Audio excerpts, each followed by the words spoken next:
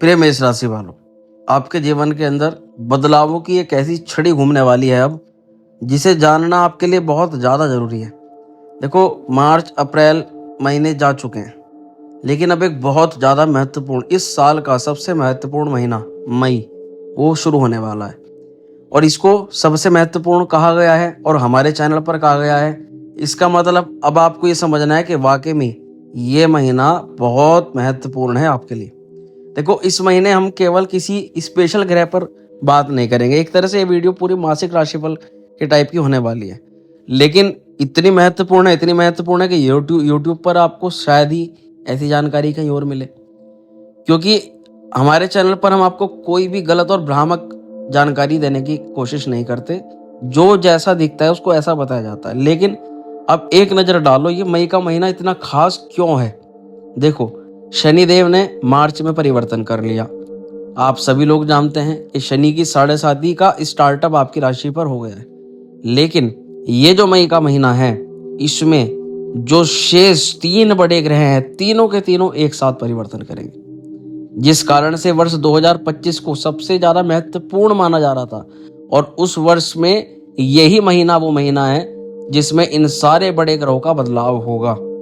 इस समय, इस महीने में देवगुरु बृहस्पति 14 मई को परिवर्तन करेंगे और 1 साल तक वृष राशि से निकलकर मिथुन राशि में, यानी आपकी राशि से पराक्रम के घर में, मेहनत के घर में, कंसिस्टेंसी के घर में बृहस्पति देव पहुंच जाएंगे। दूसरी तरफ देखें तो जो राहु और केतु हैं, ये दोनों का भी परिवर्तन ठीक 14 से 4 दिन बाद, यानी कि 18 मई को हो जाएगा। और 18 तारीख को राहु तो पहुंच जाएंगे कुंभ राशि में। और कुंभ राशि कहां पड़ती है आप सभी जानते हो, लाभ स्थान पर पड़ती है। और वहीं केतु महाराज पहुंच जाएंगे 5th हाउस के अंदर। 5th हाउस यानी कि सिंह राशि के अंदर केतु का संचरण हो जाएगा।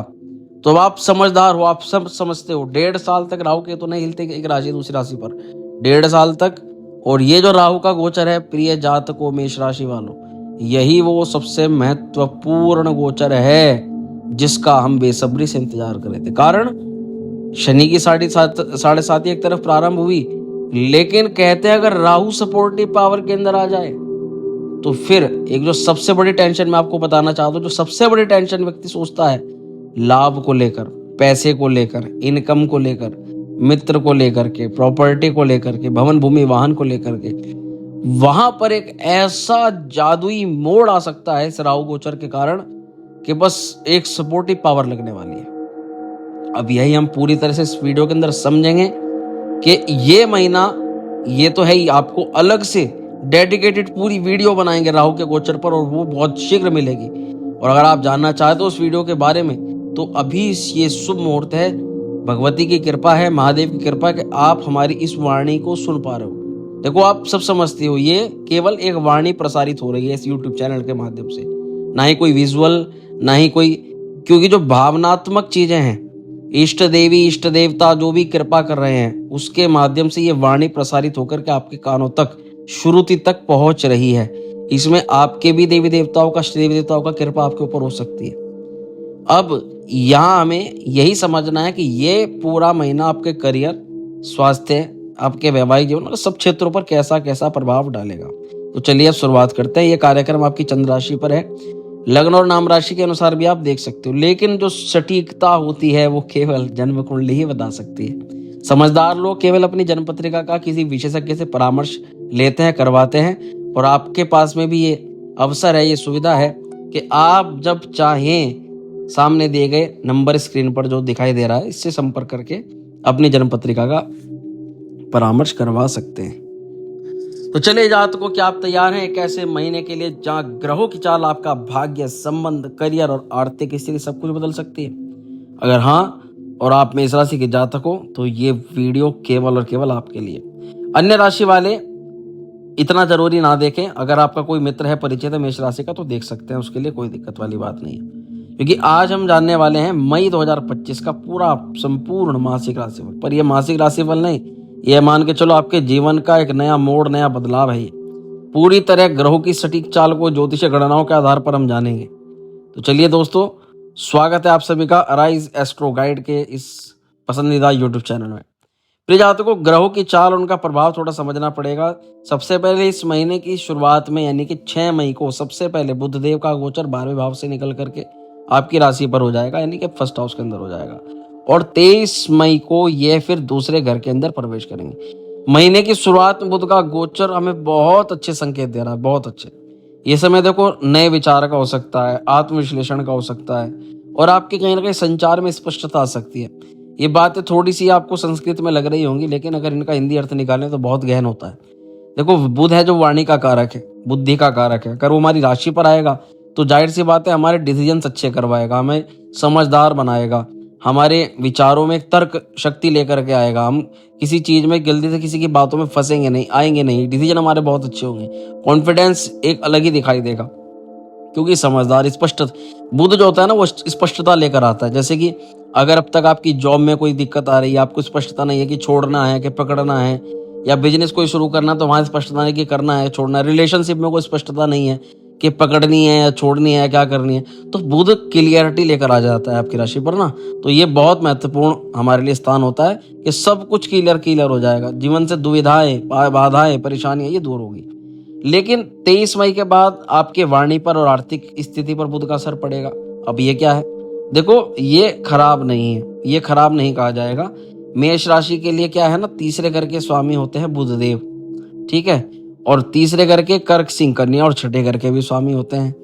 लेकिन क्या है कि कभी कभी जब बुध ऐसी स्थिति के स्वामी होते हैं कि तीसरे के छठे भाव के स्वामी हैं, तो हमारे धन के मामलों के कुछ चीजों में स्थिरता और अस्थिरता आ जाती है।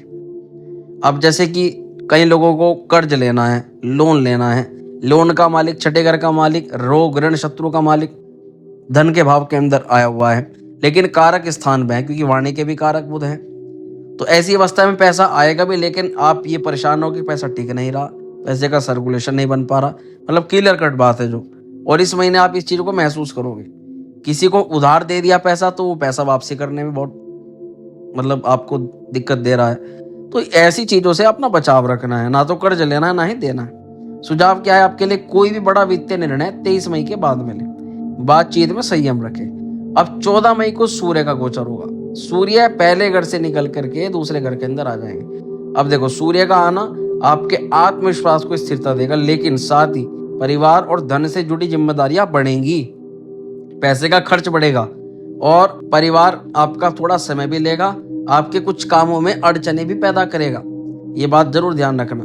लेकिन सुझाव आपके लिए क्या है कि कुछ भी हो, कैसी भी स्थिति हो, वाणी में कठोरता नहीं आने देनी है, और परिवार के साथ थोड़ा सा समय बिताने की कोशिश करनी है। क्योंकि क्या होता है कि जब कोई ग्रह को ये फिक्स कर दिया कि आपका टाइम जाएगा परिवार, तो आप अगर खुद ही उस समय को हंसते खेलते अपने हिसाब से मैनेज करके दे दोगे तो फिर आपको दिक्कत नहीं होगी, वो काम भी हो जाएगा आपका और आपका घर में समय भी लग जाएगा। लेकिन जब आप पूरा काम अपने काम में समय अपना वहां दोगे तो फिर ऐसी चीजें बनेंगी कि आपको परिवार में टाइम देना पड़ेगा, और वहां पर आपको दिक्कत होगी थोड़ी सी। अब सबसे महत्वपूर्ण चीजें पर आ जाओ। 14 मई की डेट मित्रों सबसे खास है, क्योंकि बृहस्पति दूसरे भाव से तीसरे घर के अंदर प्रवेश कर लेंगे। अब गुरु की जो दृष्टि होती है उसमें होता है अमृत। गुरु 5वीं, 7वीं और 9वीं ये 3 दृष्टियों से प्रभाव डालते हैं। अब बृहस्पति की कृपा मेष राशि से मतलब वृष राशि में थे, अब तीसरे घर के अंदर आ जाएंगे, तो भैया बहुत जबरदस्त है। अब क्या क्या लाभ है गुरु की दृष्टि से? सबसे बड़ा लाभ ये है, बृहस्पति आपको आने वाले 1 साल तक देगा।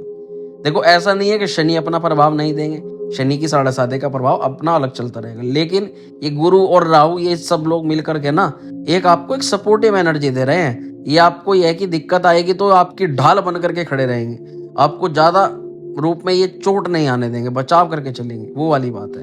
अब गुरु की दृष्टि 5वीं, 7वीं, 9वीं जैसे कि शिक्षा, आपके संबंध, आपके भाग्य पर गहरा असर डालेंगे।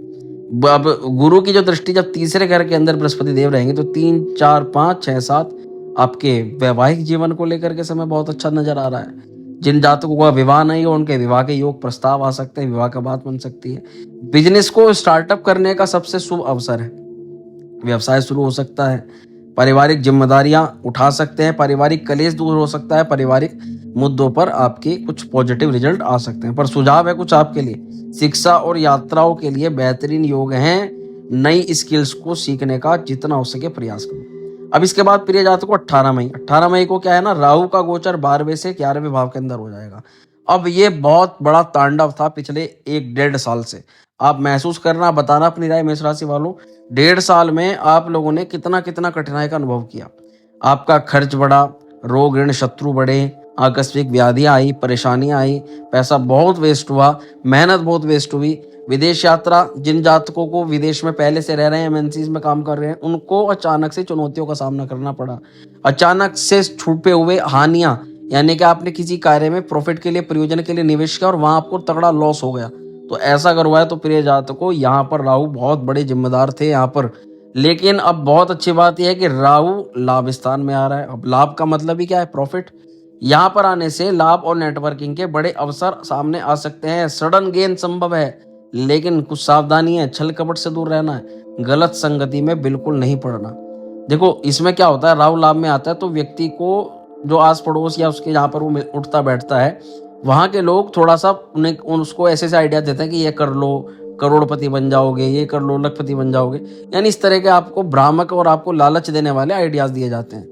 लेकिन आपको वहां पर लालच में नहीं फंसना होता। लालच किया तो बस फिर तो सब कुछ खत्म हो गया। और अगर थोड़ा दिमाग से काम करके किया तो फिर संभव है कि आप चीजों को अच्छा भी ले सकते हो। अब यहाँ पर जैसे 18 मई को क्या होगा, राहु तो चला गया, चलो लाभ में, केतु आ जाएगा 6 से निकल के 5वें घर के अंदर। अब 5th हाउस में मन में थोड़ा उलझन बनेगी, संतान से जुड़ी थोड़ी चिंताएं बनेगी, शिक्षा में थोड़ा सा भटकाव होगा। लेकिन क्या सुझाव है, अगर आध्यात्मिकता की ओर झुकाव रखोगे, अपने इष्ट देवता पर पूरी विश्वास रखोगे, उनकी पूजा पाठ करोगे, कृपा दृष्टि, तो संभव है कि आप इस जोल में नहीं फंसोगे, बाहर निकल जाओगे। इस महीने मंगल पूरे महीने 4थे भाव में संचरण करेगा और दृष्टि डालेगा अपनी 4th, 7वीं और 8वीं। क्या होगा, इससे घर परिवार संबंध और मानसिक स्थिति पर असर पड़ेगा। सुझाव यह है कि भाई क्रोध पर नियंत्रण रखें इस महीने। ग्रह शांति हेतु जितना हो सके हनुमान चालीसा का पाठ करें, इतना। शनि 12 भाव में संचरण कर रहे हैं और दृष्टि डालेंगे 3री, 7वीं और 10वीं, क्योंकि ये शनि की दृष्टियां होती हैं। तो ये समय आपको कहीं ना कहीं आंतरिक परीक्षण देगा। कर्म और करियर में डिसिप्लिन सिखाने वाला। अब 7.5 शुरू हो रही है ना, तो अब अगर जैसे छुट्टियां मारते थे वो चीजें बंद होने वाली हैं। अब जैसे काम को ढिलाई से बरतते थे, अब उसमें ढिलाई नहीं होगी, क्योंकि ऊपर से ही टाइटनेस आ जाएगी। आप महसूस करोगे ऊपर से दबाव आ रहा है, काम करना पड़ेगा। करना जरूरी नहीं है, करना पड़ेगा, ऐसे शब्दों का इस्तेमाल किया जाएगा और आप खुद करोगे। तो सुझाव क्या है, अपना आलस्य पूरी तरह से त्याग दो। आपको सोना है तो आप टाइम टू टाइम सो जाओ और जल्दी उठने का प्रयास करो, नियम बनाओ और अनुशासन करो। अगर ये फॉलो कर लोगे तो मित्रों, शनि की 7.5 आप बिल्कुल परेशान नहीं होगे, बल्कि आप शनिदेव का धन्यवाद करोगे। 31 मई को शुक्र का गोचर होगा 12वें भाव से निकल करके ये आपके पहले घर के अंदर आ जाएगा। अब क्या होगा, यहाँ पर शुक्र से रूप बढ़ता है, आकर्षण बढ़ता है, कला प्रेम बढ़ता है और विलासिता बढ़ती है। तो सुझाव है कुछ आपके लिए, रिलेशनशिप में मिठास लाने का अच्छा समय, लेकिन खर्च पर नियंत्रण चलना पड़ेगा। अब जीवन के क्षेत्रों पर थोड़ा सा संक्षिप्त में हम आपको बताते हैं क्या कुछ हुआ और क्या आपको इस महीने ध्यान रखना है। देखो, करियर में परिवर्तन के योग बन रहे हैं, खासकर 18 मई के बाद। जो लोग प्रमोशन, नई नौकरी की उम्मीद कर रहे हैं, उनके लिए समय अनुकूल है, ठीक है। बहुत ज्यादा बढ़िया भी नहीं कहेंगे, लेकिन बहुत ज्यादा कुछ खराब भी नहीं कहेंगे, क्योंकि गुरु और राहु मिलकर के आपको लाभ ही थोड़ा सा यहाँ पर दिखाई दे रहे हैं। धन और निवेश के लिए बुध, सूर्य, गुरु के प्रभाव से धन संबंधी निर्णय सोच समझ करके लेने हैं। खासकर 23 मई के बाद निवेश के योग बेहतर हो रहे हैं, उससे पहले बचाव रखिएगा। प्रेम और विवाह को लेकर के केतु और मंगल की दृष्टियों के कारण से संबंधों में थोड़ी सी गर्माहट रहेगी, लेकिन शुक्र का गोचर रिलेशनशिप में सौंदर्य और आकर्षण लेकर के आता रहेगा। अविवाहित लोगों के लिए ये जून की शुरुआत, मई जून की जो शुरुआत है, वो कोई ना कोई नई शुरुआत संभव होने वाली है। यानी समझ जाना, समझदारों को इशारा काफी है। स्वास्थ्य और मानसिक स्थिति को लेकर के शनि और केतु की स्थिति थोड़ी मानसिक चिंता बना रही है, अनिद्रा हो सकती है, नींद पूरी ना लेने के कारण से थोड़ा थकान और आपको दिक्कत हो सकती है। ध्यान, प्राणायाम और नियमित दिनचर्या को अगर अपनाएंगे तो जरूर लाभ होगा। अब इस महीने कौन से उपाय हमें सर्वश्रेष्ठ फल देंगे, यानी जो ग्रहों की स्थिति बता रही है। सबसे पहले शुक्र का उपाय करो, शुक्रवार को सफेद वस्त्र पहनो और सुगंधित इत्र लगाओ। दूसरा, गुरुवार का उपाय करो, गुरुवार के केले के पेड़ में जल डालो। शनि का उपाय तो आपको करना ही करना है, शनिवार को सरसों के तेल का दीपक पीपल के नीचे जलाओ और मंगल के लिए मंगलवार को हनुमान चालीसा का पाठ करो। राहु केतु के लिए क्या करो, नारियल पानी दान करो, या फिर एक उपाय बताता हूँ, अपने सर से 7 बार एंटी क्लॉकवाइज नारियल को उतार करके और उसको जल प्रवाहित कर दो। चंद्रमा की पूजा जरूर करो इस महीने, बहुत अच्छा रहेगा। तो प्रिय जातकों, ये पूर्ण फलादेश था, हमने बहुत कम समय में करने की कोशिश करी, लेकिन वीडियो लंबी हो गई क्योंकि जानकारी थोड़ी सी वृहद थी, ज्यादा बतानी थी आपको। तो प्रिय जातकों, ये वीडियो आप लाइक करें, शेयर करें अच्छी लगी हो तो, और अगर अभी तक सब्सक्राइब नहीं किया है तो आप सब्सक्राइब करना ना भूलें, क्योंकि इस चैनल पर आपको बिल्कुल सटीक और वृहद जानकारी मिलती है। कोई आपको इसीलिए नहीं बताई जाती कि आप जो है सब्सक्राइब करो, इस चीज के लिए करो, लेकिन यह है कि प्रयास कर रहे हैं कि आपको सार्थक जानकारी मिले। आप क्या सोच रहे हैं इस गोचर के दौरान, इस महीने के दौरान आपकी क्या प्लानिंग है, अपनी राय हमें कमेंट में जरूर दीजिएगा। स्वस्थ रहें, खुश रहें, बहुत शीघ्र मिलते हैं अगले वीडियो में। हर हर महादेव।